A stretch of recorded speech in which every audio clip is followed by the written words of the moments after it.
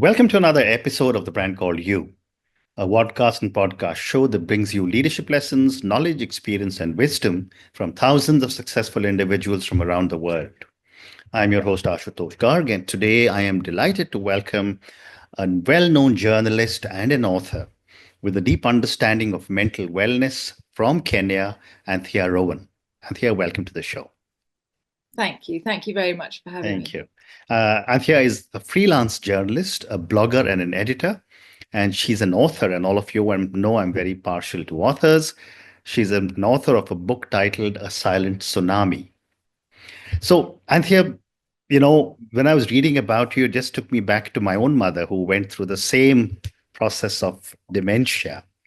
And Oh, therefore, I was sorry. able to relate a lot with what you had said to me. But let me ask you my first question. What initially inspired you to write about mental health and dementia?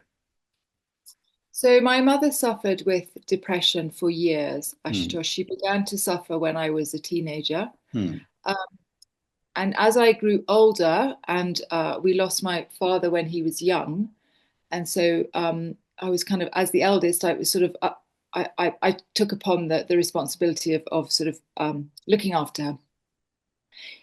I found that it helped me to understand about her depression in as much as it made it less frightening. If Hmm. I could read about other people's experiences, if I could understand something of the physiology of why it manifested, it helped to know that this was an illness, Hmm. a real illness, and it also helped to make it feel less personal Hmm. when a mental illness can make people seem very alienated. Hmm. And so it helped to keep that connection. I have to say that Mum was always very encouraging of that as well. She bought lots of books about her illness. Hmm. And as I grew older, as I became sort of late teens, she encouraged me to read them. So that helped. And then the same process really with her dementia. When she became ill with dementia again is very, very alienating, very isolating for the person Hmm. that suffered, but also for their family. Absolutely. It can be very frightening, as you know, the symptoms that manifest. And so I just found that by learning why those symptoms manifested in Mum, it helped me to rationalize them and it helped me to sort of stay connected to her on some level. Thank you. And how did your mother's diagnosis of Alzheimer's influence your perspective on mental health? Um, well, of course, they're such different things, but what it made me understand um, about Alzheimer's when I was trying I tried to find reasons for my mother's Alzheimer's. There are not always reasons for Okay. dementia. Sometimes it's just unlucky. But Hmm. for me, it helped me to try to understand why my mother might have developed Alzheimer's. And I think that her mental illness was a contributing factor. That indeed has been endorsed by the Lancet, which one of its modifiable risks is depression. But we must remember that that's not just one or two or three episodes of depression. My mother's depressions were protracted and frequent. So I think that the burden that brings to bear on a brain is enormous in terms of the sort of levels of cortisol and the inflammatory processes that go on, but also, of course, the sort of psychosocial and emotional impact of a depression. It causes people to withdraw. Social isolation as people get older becomes a risk factor for Hmm. Alzheimer's. So I think that Hmm. the two can be quite closely connected. Absolutely. Absolutely. And, based on, and I can relate with everything that you're saying, it's almost as if I'm getting goosebumps listening to Oh, you because I'm trying to relate back to everything that I saw my mother go through. But tell me, Anthea, in your experience, what are some common misconceptions about dementia? I think there are some enormous misconceptions about dementia, Ashutosh. And I also, having spoken to so many doctors who are experts in their field, I think the primary one is that dementia is inevitable with age. And I think part of that is due to sort of the semantics of language, senile dementia, 20th century language legacy, um, from if you think about the etymology of those words, senile from the French, senex, old man. So we all get old, ergo we must all end up with dementia. Mhm. And that's dementia is absolutely not inevitable with Correct. age. I spoke to a neurologist this week, and he said healthy aging does not need to involve cognitive impairment. So I think that's a big one, and I think that is that's something that we can all influence as well. If we, by adopting, lifestyle changes, we can change the course of health later in life. I think the other one that I struggle with is that people say, "Oh, my mother or my father had dementia. I'm bound to get it." That is Mm. absolutely not the I case. agree. Yes. Yeah. The heritable forms of Alzheimer's are actually very rare. It's a very rare condition that, you know all this, Ashdod, so Yeah. familial Alzheimer's disease. And I think I worry about that because I think if people think, oh, my mother or father had it, I'm bound to get it, then their sort of ears are closed to the discussion on dementia and the things that they Mhm. can do to sustain brain health. The other one that really frustrates me, and someone said it to me the other day, is, oh, I won't mind if I get dementia. I won't even know about it. I'll be away Mm. with the fairies, which is Mm. nonsense.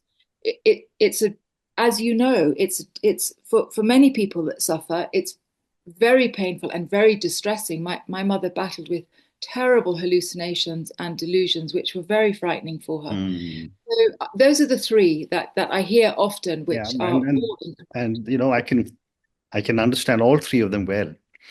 My next question, Anthea, is how do you believe cultural perceptions of mental illness or mental wellness impact diagnosis and care? um, I think we're getting better. I think we are getting better. My mother was Mm. diagnosed with depression in 1978, Mm. 1979. So Mm. I've waded through the literature since then and tried to find the phrase mental illness back then, and it was Mm. difficult to find. Correct. So I think it's better, but I think we still have a way to go. I still Mm. think that people have, unless they have experienced mental illness themselves or in somebody close to them, Mm. I think that it's still very sort of they people have very sort of stereotypical views about it, about that there is a certain amount of blame and shaming that goes on with it. Well, they must be doing something or not be doing something to be feeling like this. Mm. I have my youngest daughter struggles with quite significant OCD, and I hear people often saying, oh, well, I'm a little bit OCD, I need to straighten the pictures on my wall or something. There's no little bit about Mm. Mm. OCD. And when people say, oh, I feel really depressed because I've put on weight or something, that's not the same Mm. as depression. So sometimes I also worry there about the language, about how the people Yeah, use words inappropriately, which really diminishes the enormity correct. of those conditions. We're getting better, Mm. but we have a way to go. Absolutely. And what, in your view, are some early signs of dementia that families or caregivers should be aware of? So, not memory loss, oddly Hmm. enough. We all struggle with memory lapses from time to time. Yeah. A very interesting one, which I did a piece on not very long ago, is gait, Mm. walking. Mm. Um, that can manifest changes in the brain because it obviously interferes with balance. That can impact a person's walking and their gait. So early falls can be a sign. Um, in my mother's case, becoming argumentative. Mm. She was not an argumentative person at all. And Mm. suddenly there were these sort of little character flares where she would argue about things, which was so surprising and unusual. Mm. Um, and another one is being sort of suddenly becoming not very on the ball as regards finances. Mm. That's a really big one. Suddenly people are not aware really of the value of things or how much that money they're spending. So perhaps they're suddenly buying crazy amounts of things because they've lost track of their budgeting. So Yeah. not, Yeah. not really memory. I know that's the one that everyone says, oh my word, I must be getting dementia. My memory's terrible. I can't remember. Mm. And to that end, a doctor when I spoke specifically about that to a doctor, he gave me a really wonderful analogy. He Mm. said, if you go to a shopping mall and you come out of the shopping mall and you can't remember where you parked your car, he Mm. said that's actually normal. Look, that Yeah. happens to lots of us. But he said, if you go to the shopping mall and you come out and you cannot remember what you were doing there or how you got there, that's when you Mm, need to be concerned. absolutely. Absolutely. An amazing pointer. Thank you. Can you also talk a little bit for my viewers and listeners about the connection between depression and dementia, as you have highlighted in your writings? Yeah. So in when a person suffers with depression, and particularly when they suffer as often as mum does, it causes the sort of the anxiety and this surge of cortisol, as I understand it. So it causes this sort of sustained inflammatory processes in the brain. Hmm. The doctors that I spoke to were at pains to point out that is not if a person has suffered a few episodes in their Hmm. life. My Hmm. mother probably lost 20 years of her life to episodes of depression, so very significant. Hmm. Depression was a very significant part of her life. So that's the sort of physiological side of it, that it can cause these sort of structural and brain changes. Um, but the other one is that withdrawal. That with depression, people withdraw.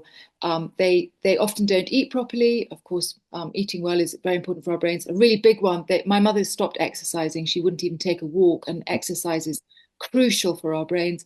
And Hmm. then another one is that social withdrawal. So you have it's sort of like the two sides of it. One is the physiological, and one is the psychological and the social. Hmm. Well said. You also have a column titled Decoding Dementia. Can you Yes. share some insights from any one of your columns that has resonated with readers? Yes, the bit what the one of the big ones that resonated, Ashutosh, was that signs of dementia, Okay. and where I flagged those things about gait, losing track of your finances, those kinds of things.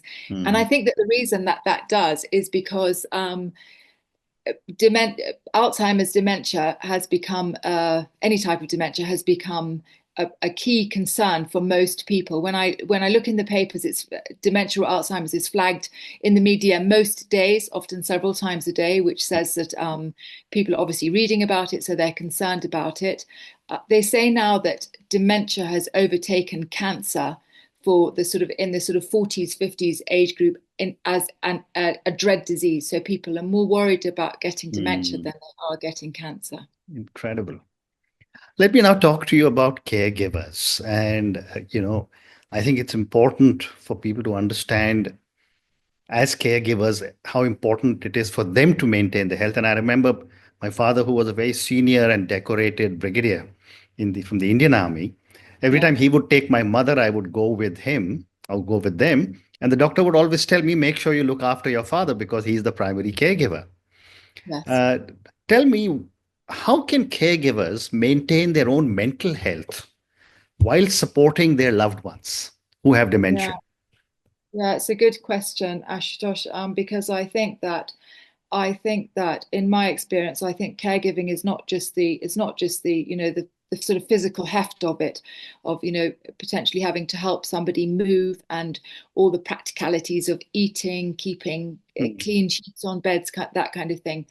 But I think there's obviously an enormous emotional burden that comes mm, with it. If your parents forgotten you, it can be difficult to remember why you're caring for yeah, them if they don't know who you are, if they resist that fact, mm, argue hotly with you that you are their yeah, son or daughter.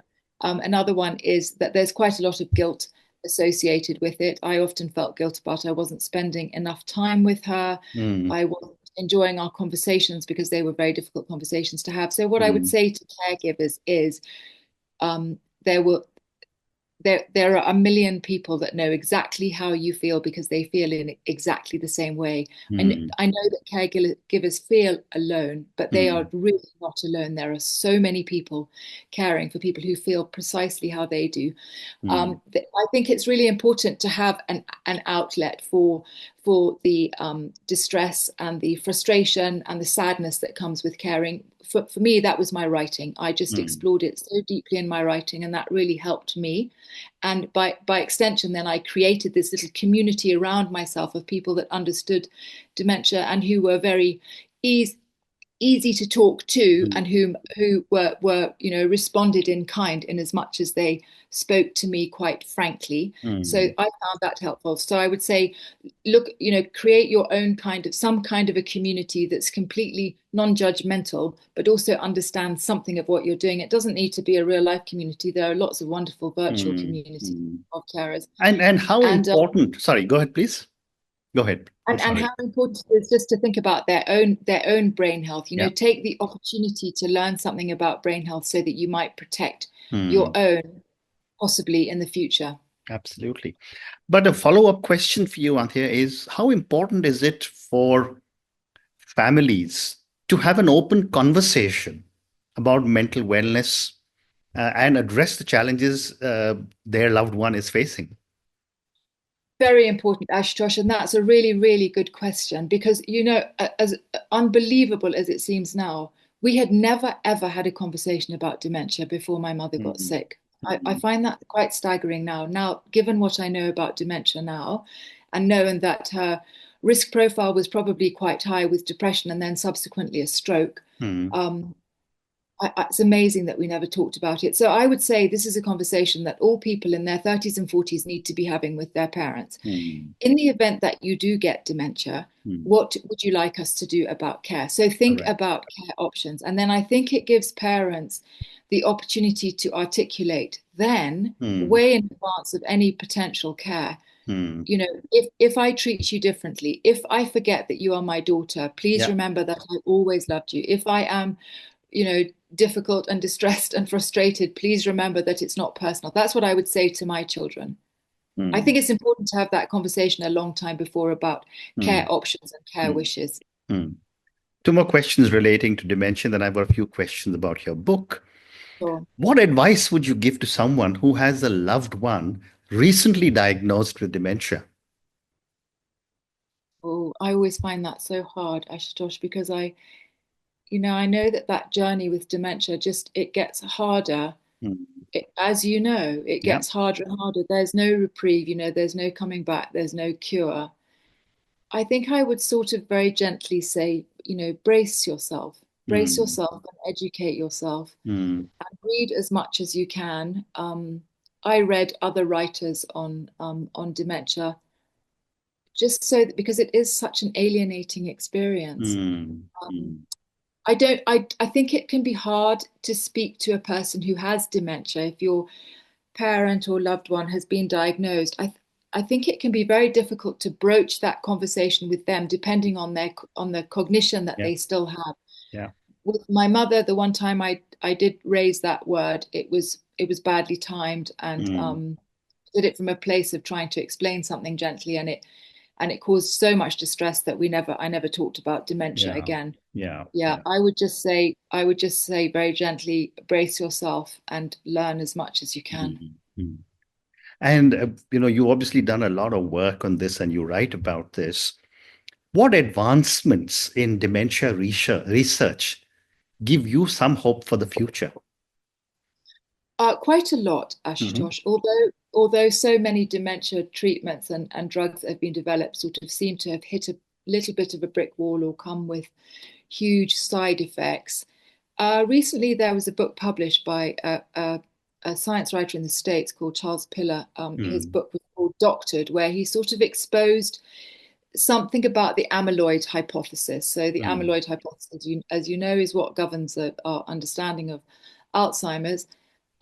Whilst I still absolutely believe that amyloid still has something to do with Alzheimer's, I feel like his book has sort of blown open the way for other hypotheses about what causes this mm, illness. And I think that's helpful. I think it's helpful to have as much thinking and as many open avenues on what mm, causes it, so that mm, scientists can sort of, track down different paths. But the mm, other one, strangely, that gives me hope is the Lancet's growing list of modifiable risks. So I think we went from sort of 9 to 12 to 14, didn't we, mm. over a series of about 4 or 5 years.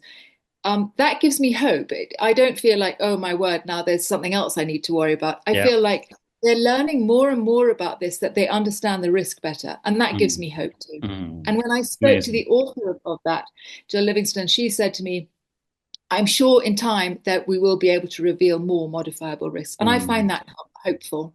Thank you. A few more questions for you, and I'll want to focus a little more on your book, though your book covers a lot on mental wellness. Tell me about the significance of the title, A Silent Tsunami. A Silent Tsunami. There was a panel of scientists and doctors, Ashutosh, who a panel discussion on Alzheimer's. Mm-hmm. And it was entitled "Like a Tsunami. By the time you hear it, it's too late." Yeah. And I thought that, or by the time you see it or notice it, it's too late. I know. And so hence the title. Yeah. Amazing. Time for two more questions. How did writing the memoir serve as a coping mechanism during your mother's illness? Well, as a journalist anyway, my default is sort of one of curiosity. So to try to understand why, first of all, why did she forget me? She forgot I was her daughter. Why did she forget me? That was important for me to understand why she forgot me. And then you can put that away. That's just something that's happened in her brain. It's nothing to do with me or our relationship or our history. And then I found that just happened with every symptom that presented, Ashutosh. And so as I went through it, and then I began writing my column at South China Morning Post, and so the book developed from a position of curiosity, really. And yes, and I coped with my curiosity. I found working is a wonderful, distraction anyway, we all know that, but understanding why she did or said something. Thank you. And my last question, what challenges did you encounter while blending personal narrative with medical information in your book? All those medical papers, Ashutosh, all those studies from PubMed and Nature, and that. I'm not a scientist. I did really badly in science at school. So that's what I found really hard, was just trying to really understand the science as a layperson. And I have to say that in almost every case, every single author of those papers that I went back to again and again and again until I understood it, they were incredibly patient and kind. And I think that also speaks to their desire for much greater global awareness of dementia. Well said. And on that note, Anthea, I just want to say thank you so much for speaking to me about the amazing journey you've had with dementia, with your mother. We covered some fascinating ground from misconceptions about dementia. We spoke about depression and dementia. We spoke about your column, Decoding Dementia. I think important feedback you gave us was on caregivers, how to handle open conversations, and advice to someone who is beginning to see the early onset of dementia in a loved one. And finally, we spoke a little bit about your book, A Silent Tsunami. Thank you for speaking to me, and good luck to you. Thank you, Ashutosh. Thank you very much for your time. Thank you. Thank you for listening to the Brand Called You videocast and podcast, a platform that brings you knowledge, experience, and wisdom of hundreds of successful individuals from around the world. Do visit our website, www.tbcy.in, to watch and listen to the stories of many more individuals. You can also follow us on YouTube, Facebook, Instagram, and Twitter. Just search for the Brand Called You.